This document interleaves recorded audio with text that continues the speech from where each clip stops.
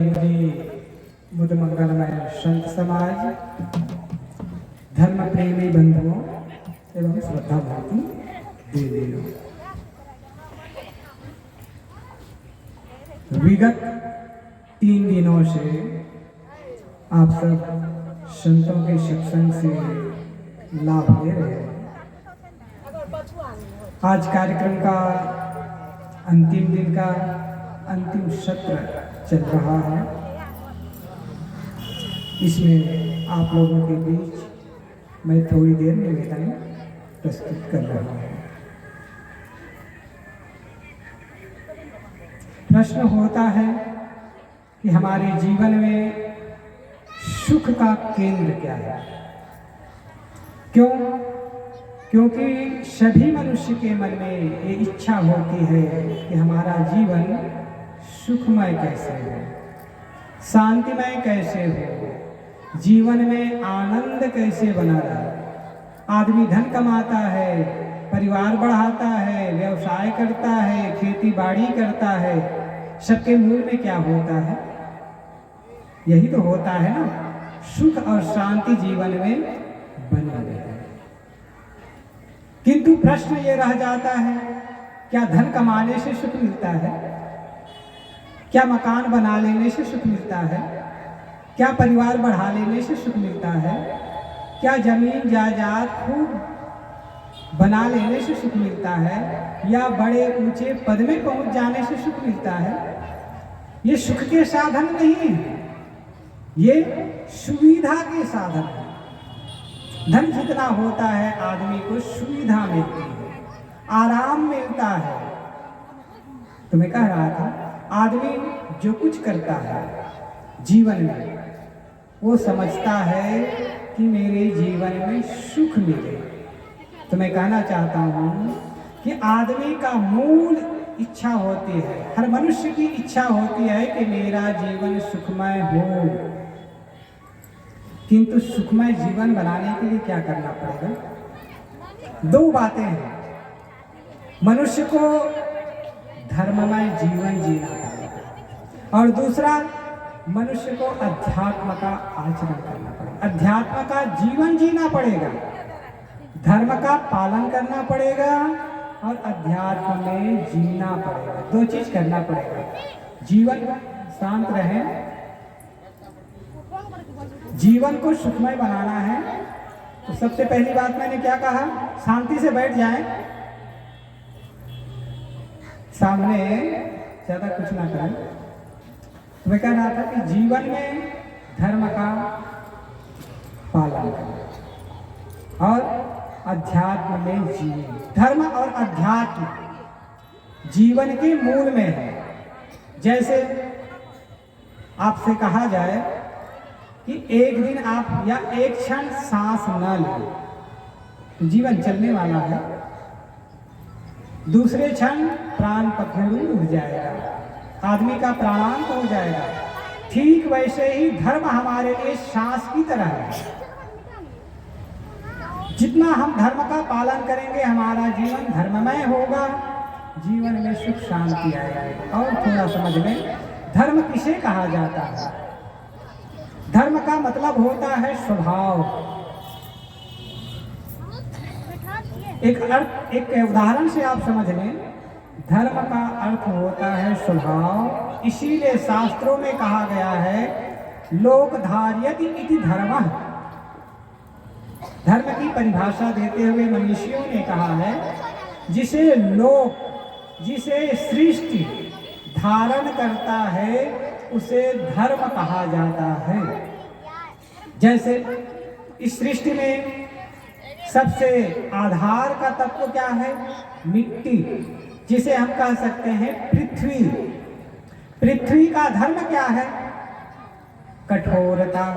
वो कठोर है ना, पृथ्वी कठोर होती है, वहाँ हम सारा काम करते हैं, जीवन यापन करते हैं, मकान दुकान फैक्ट्री बनाते हैं, सब कुछ तो इसी में करते हैं।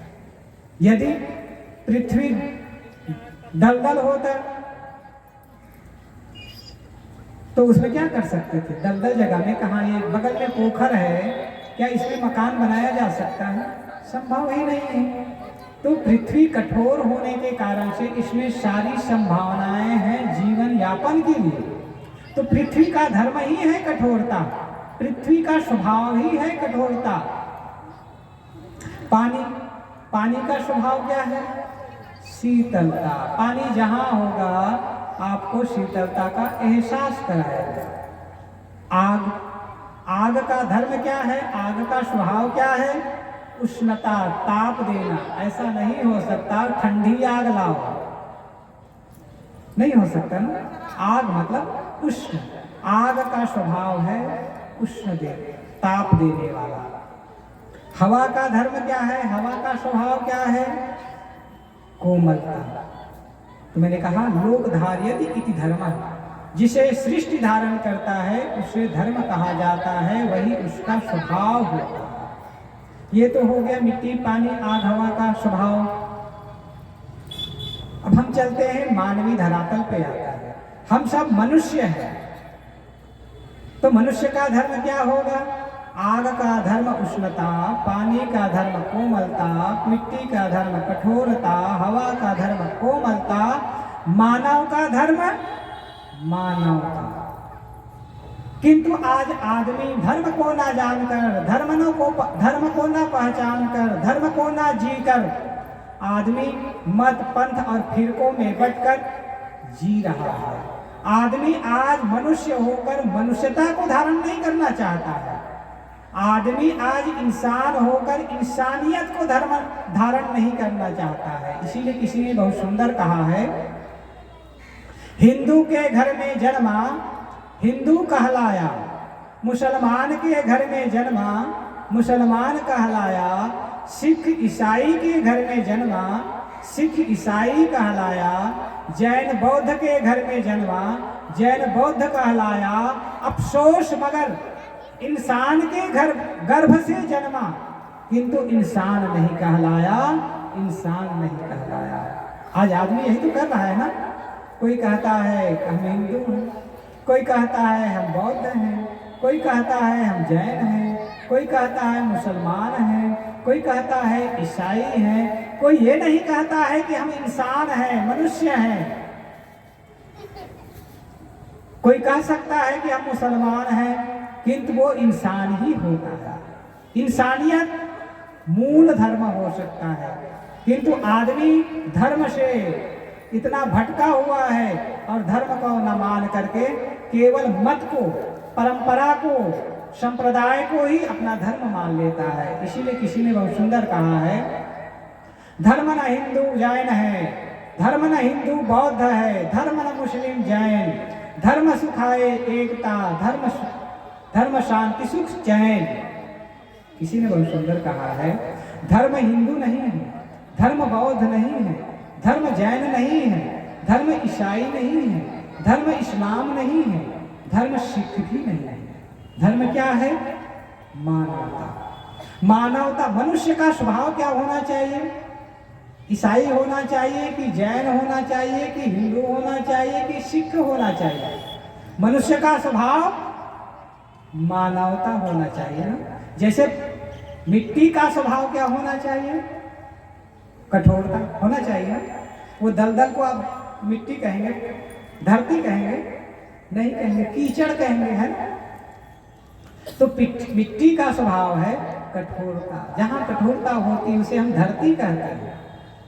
जहाँ पानी भरा हो तो उसको हम क्या कहते हैं? वो पानी का स्वभाव जहाँ होता है वहाँ शीतलता का आभास होता है। तो ठीक उसी प्रकार हम सब इंसान हैं, तो हमारा धर्म है इंसानियत। अब इंसानियत किसे कहा जाता है और इसे थोड़ा थोड़ा समझ लें। हमारे शास्त्रों में, हमारे ग्रंथों में धर्म की परिभाषा देते हुए और इसे कहा गया है। रामायण को उठाकर देख लेते हैं। कल हम सुन रहे थे, धर्म न दूसर सत्य समाना, आगम निगम पुराण बखाना। रामचरितमानस में श्री राम जी क्या कहते हैं? धर्म न दूसर सत्य समाना। धर्म सत्य के समान धर्म दुनिया में कुछ भी नहीं है। आगम निगम पुराण बखाना, ये आगम ग्रंथों में भी कहा गया है, पुराणों में भी कहा गया है, वेदों में भी कहा गया है, दुनिया के धर्म शास्त्रों में कहा गया है, सत्य ही धर्म है। और क्या क्या क्या कहा गया है? परहित सरिस धर्म नहीं भाई, पर पीड़ा सम नहीं अधमाई। ये भी रामायण में कहा गया है। परहित सरिस, दूसरों के हित करने के समान, उपकार करने के समान दुनिया में कोई धर्म नहीं है। पर पीड़ा सम नहीं अधमाई, और दूसरों को दुख देने के समान कोई अधर्म नहीं है। इसीलिए कबीर साहब ने और भी कहा है, धर्म करे जहाँ जीव बधत है, अकर्म करे मोहि भाई। जो दोहरा को ब्राह्मण कहिए, तो काको कहिए कसाई। सदगुरु कबीर साहब तो सीधे लठ मार बात कहते हैं। धर्म करे जहाँ जीव बधत है। आज होता क्या है, धर्म के नाम पर जीव का वध किया जाता है। मंदिरों में, मस्जिदों में, या फिर कहीं जाकर के देखो, तीर्थ स्थलों में जाकर के लोग प्राणियों की हत्या करते हैं। कबीर साहब कहते हैं ये धर्म नहीं है, ये अधर्म है। आदमी अधर्म को धर्म मानते चला जा रहा है। आदमी हिंसा और पाप को धर्म मानते चला जा रहा है, और अपने असली धर्म से दूर होते चला जा रहा है। इस्लाम में वहां कहा जाता है रहम ही उनका धर्म है। इस्लाम का धर्म ही है रहम। मुसल्लम हो इस्लाम जिसका, उसे कहा जाता है मुसलमान। मुसल्लम हो इस्लाम जिसका, मुसल्लम जिसका धर्म ही ईमान हो, उसे मुसलमान कहा जाता है। तो रहम दया, दया को धर्म कहा गया है। जाके दया धर्म नहीं मन में, मुखड़ा क्या देखे दर्पण में। सदगुरु कबीर साहब ने कहा है। गीता में क्या कहा गया है? दया धर्म भूतेषु लोलुप्तम। गीता में भी ऐसा नहीं है केवल कबीर साहब दया को धर्म कह रहे हैं। रामायण में सत्य को, परहित को धर्म कहा जा रहा है। दया को कबीर साहब धर्म नहीं कह रहे हैं। गीता में भी कहा जा रहा है दया धर्म भूतेषु लोलुप्तम। दया धर्म धारण करो भूतेषु। भूतेषु यहाँ पर भूत का मतलब मैंने कल बताया था प्राणी। प्राणियों के प्रति दया धारण करो। लोलुप्तम, लोलुप होकर प्राणियों को मारकर खाओ मत, क्योंकि वो अधर्म है, पाप है। मैं कह रहा था अहिंसा परमो धर्म। हमारे शास्त्रों में ये भी कहा गया है अहिंसा परमो धर्म। अहिंसा परम धर्म है। तो कहने का मतलब सार इतना ही है कि दया, क्षमा, करुणा, प्रेम, समता, एकता, सहिष्णुता ये हमारे लिए धर्म है। और आदमी जितना धर्म का पालन करता है उतना धार्मिक होता है। आप सब खड़े हो जाएं। बोलिए सद्गुरुदेव की। सद्गुरु शरणम, सद्गुरु शरणम, सद्गुरु शरणम। ताली बजाने के साथ साथ हम सद्गुरु शरणम, सद्गुरु शरणम, सद्गुरु शरणम, सद्गुरु शरणम, सद्गुरु शरणम, सद्गुरु शरणम, सद्गुरु शरणम। नीचे में दें, देह पर फूल न दें, नीचे में दें। सद्गुरु शरणम, सद्गुरु शरणम। नीचे फूल गिरावे, देह पर फूल न गिरावे। सद्गुरु शरणम, सद्गुरु शरणम, सद्गुरु शरणम, सद्गुरु शरणम, सद्गुरु शरणम, सद्गुरु शरणम, सद्गुरु शरणम, सद्गुरु शरणम, सद्गुरु शरणम, सद्गुरु शरणम, सद्गुरु शरणम, सद्गुरु शरणम, सद्गुरु शरणम। सभी अपना अपना स्थान ग्रहण कर लें। बोलिए सद्गुरुदेव की जय। साहब जी अपनी बात पूरा करें।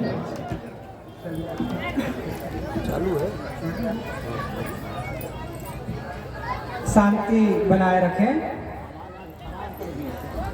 तो मैं कह रहा था शांतिपूर्वक बैठ जाएं।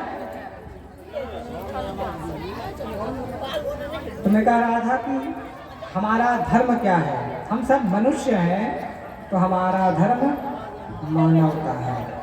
हिंदू नहीं, हमारा धर्म क्या है? मानवता। जो मानवता को धारण करता है वो मनुष्य, और जो दानवता को धारण करता है वो दानव। इसलिए हमें क्या करना है? मानवता को धारण करना है।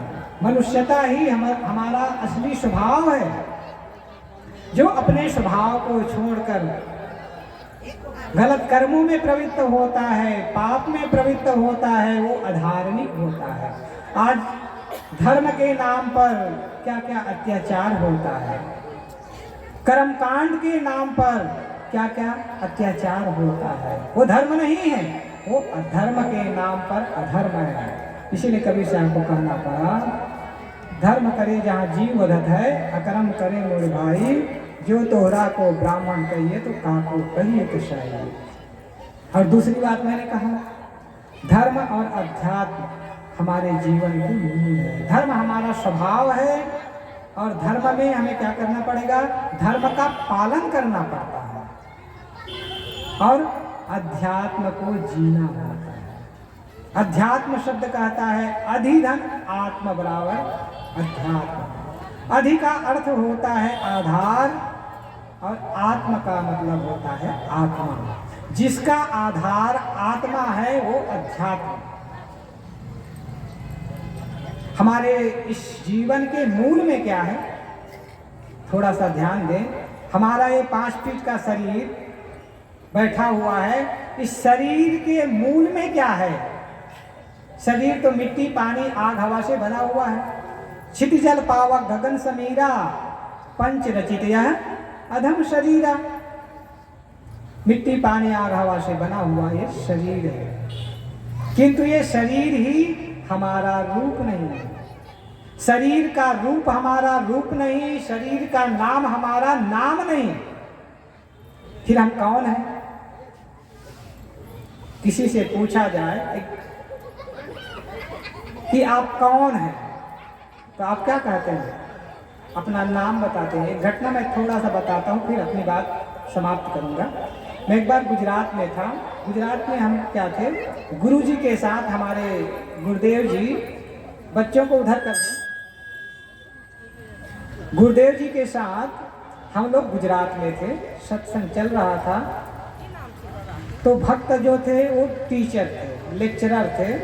तो अपने इष्ट मित्र लेक्चरर टीचरों को भी अपने सत्संग कार्यक्रम में निमंत्रण दिए थे, तो सब आए हुए थे। सत्संग चला और उनके इष्ट मित्र थे इसलिए तो आ गए थे, किंतु वो सत्संगी नहीं थे। सत्संग चला, काफ़ी देर चला।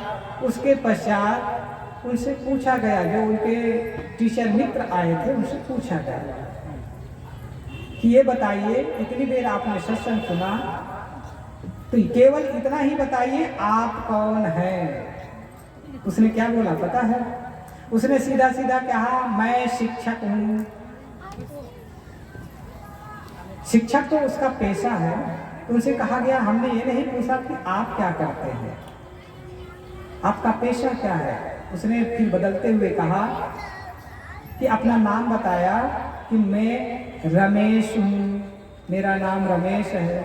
तो उनसे कहा गया, आपका परिचय नहीं पूछा गया, आपका नाम क्या है। आपसे ये कहा गया आप कौन हैं। तो फिर आदमी, वो टीचर जो था, फिर बदलते हुए कहता है कि मैं रमेश नहीं हूँ, टीचर नहीं हूँ। तो उसने तीसरा पैतरा बदलते हुए कहा, मैं पटेल हूँ। पटेल वहाँ एक जाति होती है, वो अपनी जाति बताता है। फिर उनसे कहा गया, मैंने ये नहीं पूछा कि आप किस जाति के हैं। तब फिर वो अचकचाता है, कहता है कि मैं मैं ये 5 फीट का दिखता हुआ शरीर हूं। उनसे कहा गया आप नाम नहीं, आप जाति नहीं, आप उपाधि नहीं, आप ये 5 फीट का शरीर भी नहीं। तब वो आदमी उलट कर कहता है कि मैं कौन हूं मुझे पता नहीं, मेरे मन में इतना उलझन हो रही है कि मुझे पता नहीं कि मैं कौन हूं। उलट करके पूछता है कि आप बताइए मैं कौन हूं। तब उनसे कहा गया कि आप ये बताइए हैं कि नहीं। तो वो कहता है हूं। तब उनसे पूछा गया तो बोलने वाला कौन है। तब वो कहता है मुख बोल रहा है। किसी ने बहुत सुंदर कहा है, बता तेरे मुख से कौन बोलता है, तू बोलता है कि मुख बोलता है। बता तेरे मुख से कौन बोलता है, तू बोलता है कि मुख बोलता है। ये मैं की आवाज आती जहाँ से, ये मैं की आवाज आती जहाँ से।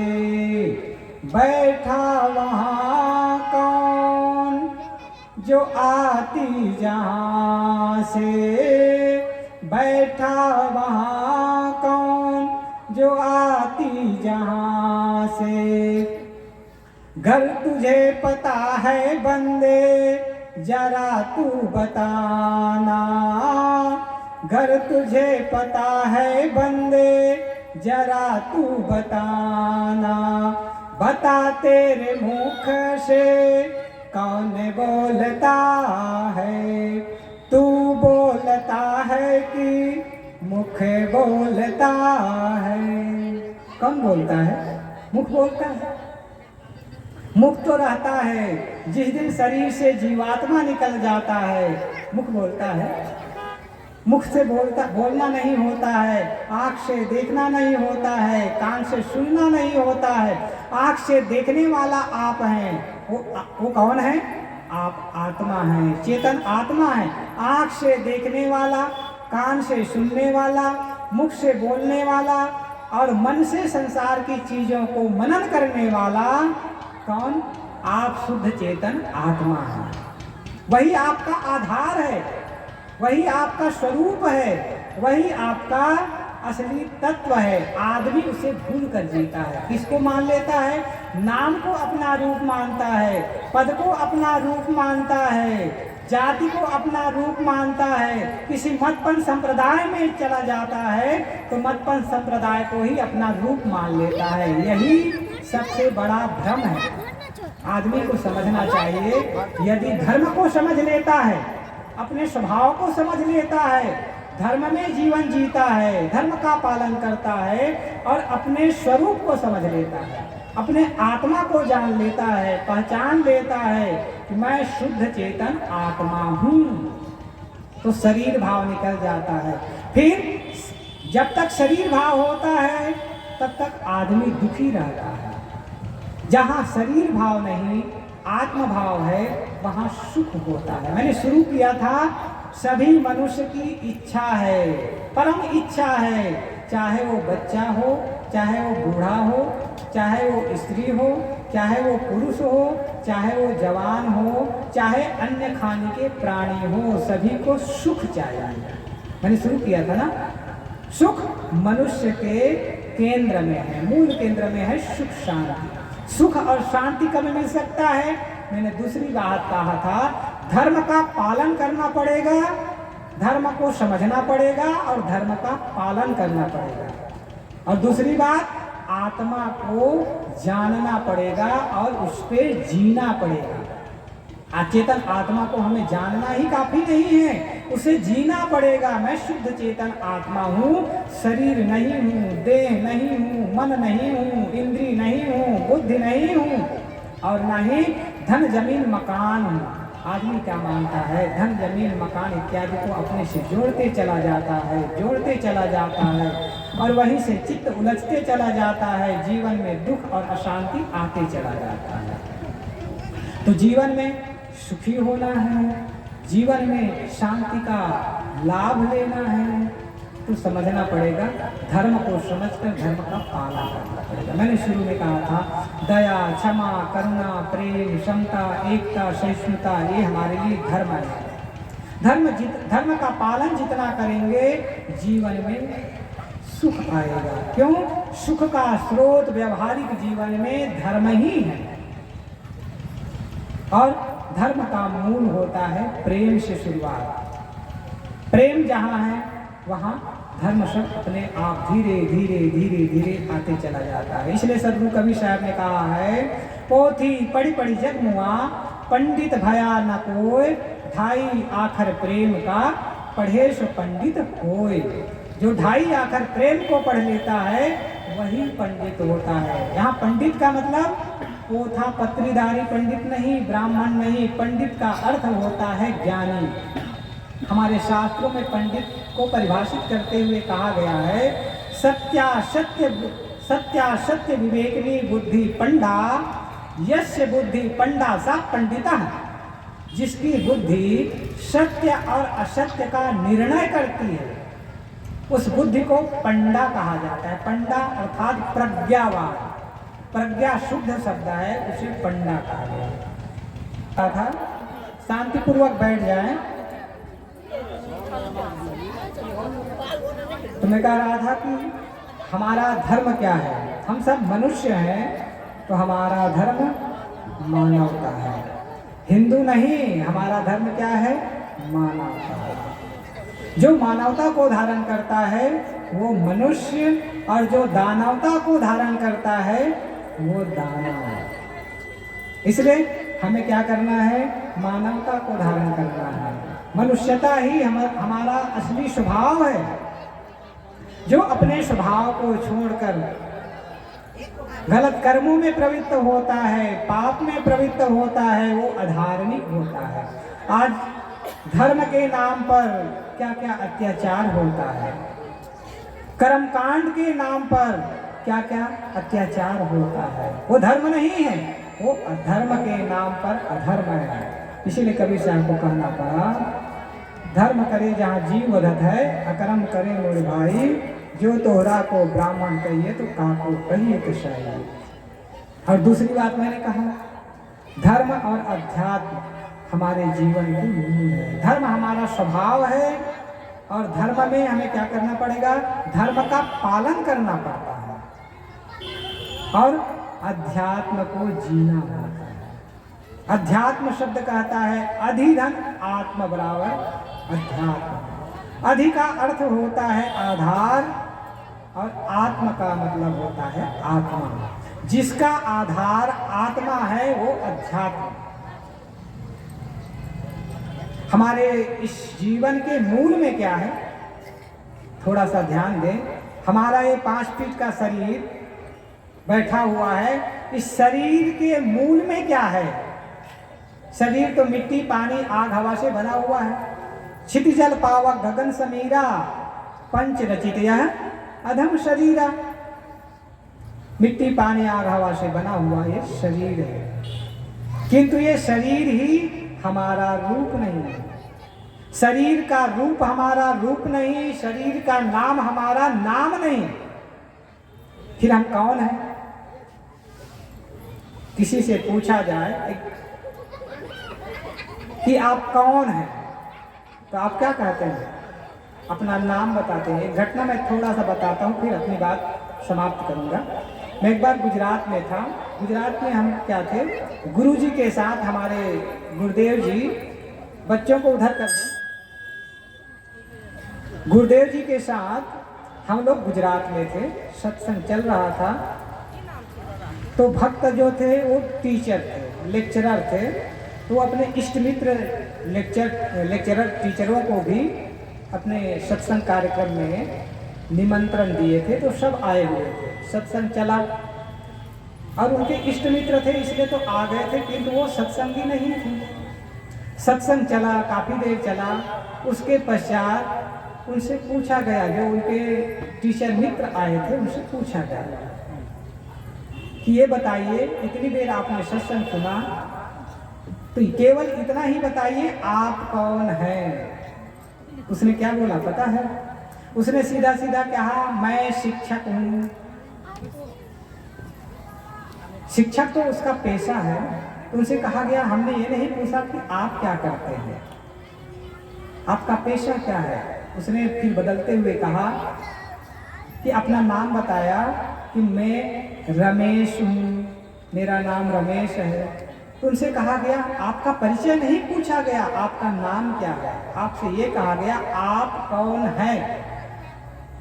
तो फिर आदमी वो टीचर जो था फिर बदलते हुए कहता है कि मैं रमेश नहीं हूँ, टीचर नहीं हूँ। तो उसने तीसरा पैतरा बदलते हुए कहा मैं पटेल हूँ। पटेल वहाँ एक जाति होती है, वो अपनी जाति बताता है। फिर उनसे कहा गया मैंने ये नहीं पूछा कि आप किस जाति के हैं।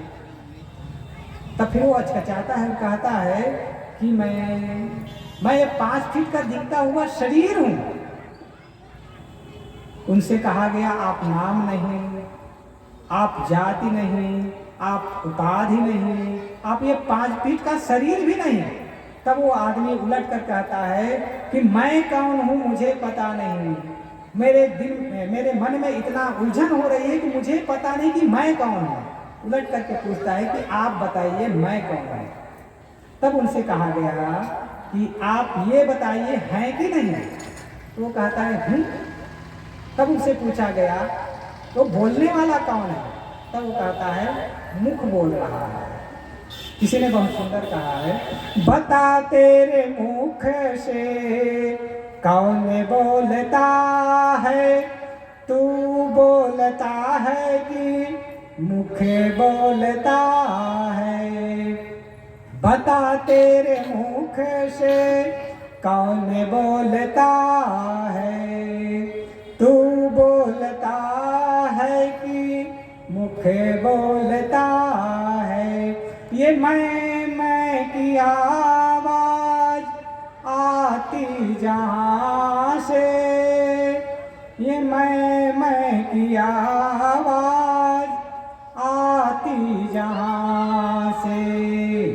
बैठा वहाँ कौन जो आती जहाँ से, बैठा वहाँ कौन जो आती जहाँ से। घर तुझे पता है बंदे जरा तू बताना, घर तुझे पता है बंदे जरा तू बताना। बता तेरे मुख से कौन बोलता है, तू बोलता है कि मुख बोलता है। कौन बोलता है? मुख बोलता है। मुख तो रहता है, जिस दिन शरीर से जीवात्मा निकल जाता है मुख बोलता है। मुख से बोलना नहीं होता है, आँख से देखना नहीं होता है, कान से सुनना नहीं होता है। आँख से देखने वाला आप हैं, वो कौन है? आप आत्मा हैं, चेतन आत्मा है। आँख से देखने वाला, कान से सुनने वाला, मुख से बोलने वाला और मन से संसार की चीजों को मनन करने वाला कौन? आप शुद्ध चेतन आत्मा है। वही आपका आधार है, वही आपका स्वरूप है, वही आपका असली तत्व है। आदमी उसे भूल कर जीता है। किसको मान लेता है? नाम को अपना रूप मानता है, पद को अपना रूप मानता है, जाति को अपना रूप मानता है। किसी मतपन संप्रदाय में चला जाता है तो मतपन संप्रदाय को ही अपना रूप मान लेता है। यही सबसे बड़ा भ्रम है। आदमी को समझना चाहिए, यदि धर्म को समझ लेता है, अपने स्वभाव को समझ लेता है, धर्म में जीवन जीता है, धर्म का पालन करता है और अपने स्वरूप को समझ लेता है, अपने आत्मा को जान लेता है, पहचान लेता है कि मैं शुद्ध चेतन आत्मा हूँ, तो शरीर भाव निकल जाता है। फिर जब तक शरीर भाव होता है तब तक आदमी दुखी रहता है।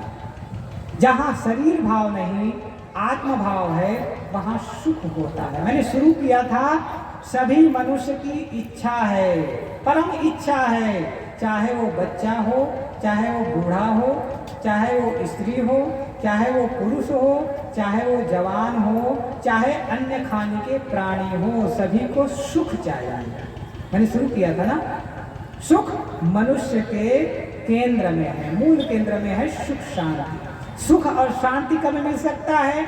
मैंने दूसरी बात कहा था, धर्म का पालन करना पड़ेगा, धर्म को समझना पड़ेगा और धर्म का पालन करना पड़ेगा। और दूसरी बात, आत्मा को जानना पड़ेगा और उस पर जीना पड़ेगा। अचेतन आत्मा को हमें जानना ही काफी नहीं है, उसे जीना पड़ेगा। मैं शुद्ध चेतन आत्मा हूँ, शरीर नहीं हूँ, देह नहीं हूँ, मन नहीं हूँ, इंद्री नहीं हूँ, बुद्धि नहीं हूँ और न ही धन जमीन मकान हूँ। आदमी क्या मानता है? धन जमीन मकान इत्यादि को अपने से जोड़ते चला जाता है, जोड़ते चला जाता है और वहीं से चित्त उलझते चला जाता है, जीवन में दुख और अशांति आते चला जाता है। तो जीवन में सुखी होना है, जीवन में शांति का लाभ लेना है, तो समझना पड़ेगा, धर्म को समझकर धर्म का पालन करना पड़ेगा। मैंने शुरू में कहा था, दया, क्षमा, करुणा, प्रेम, समता, एकता, सहिष्णुता, ये हमारे लिए धर्म है। धर्म का पालन जितना करेंगे जीवन में सुख आएगा। क्यों?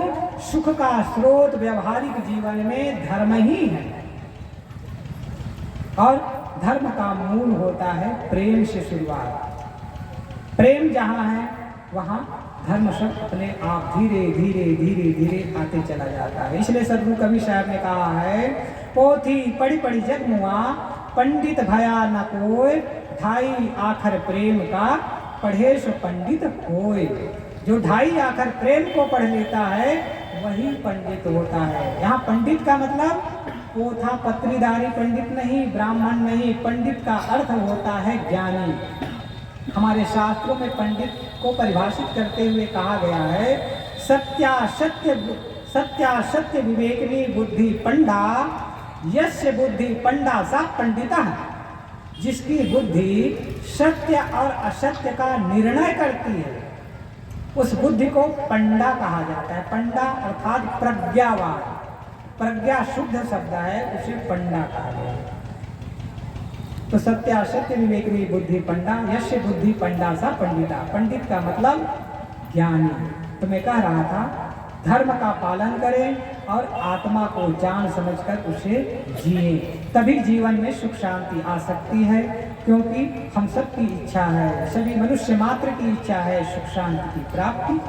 सुख शांति की प्राप्ति होती है धर्म के पालन और अध्यात्म आत्मा में जीने से, और इसका साधन है धर्म का पालन करने से, अध्यात्म को जीने से जीवन में सुख शांति आती। बोलिए सद्गुरुदेव की जय। बड़ा ही सुंदर विचार आप सब श्री यशवंत साहब जी से श्रवण कर रहे थे, जो मध्य प्रदेश से चलकर हमारे बीच पधारे हुए हैं। आइए अब हम लोग